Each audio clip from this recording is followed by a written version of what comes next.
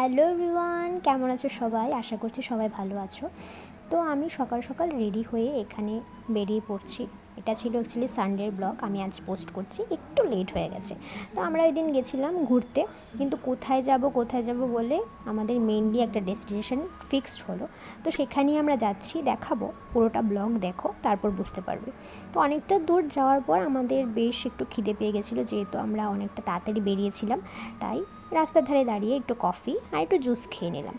তারপর আমাদের main destination ছিল খাবারি হোটেল। অনেকটা খিদে পেয়ে গেছিলো বললামই, আর এখানে গিয়ে কিউট বাচ্চাদের দেখতে পাই আমি। আর খাবারে কী কী ছিল চলো দেখাই। প্রথমে ছিল কচুর শাক, আর তারপর ছিল ডাল আর তার সাথে পকোড়া, আর তারপরে ছিল একটা ভেজ তরকারি, যেটা কিন্তু খেতে দুর্দান্ত হয়েছিল। আর তারপরে ছিল চিকেন, তার সাথে পাঁপড় আর স্যালাড। তো মেন ডেস্টিনেশন যেটা বললাম, হ্যাঁ চলো সেটা দেখাই। সেটা হচ্ছে ধনঞ্জয় ইকো পার্ক, যেটা উদয়পুরই পরে সাবরুম যাওয়ার পথে তোমরা এটা পেয়ে যাবে।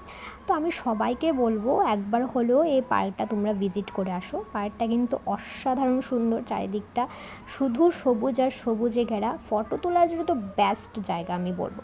তো আজকে আমার দিনটা বেশ কেটেছে, বেসিক্যালি এই পার্কটাতে গিয়ে আমার মনটা ভরে গেছে। তো তোমাদের সাথে দেখা হচ্ছে পরের একটা মিনি ব্লগে। Like, comment, share and subscribe করতে একদম ভুলবে না। টাটা।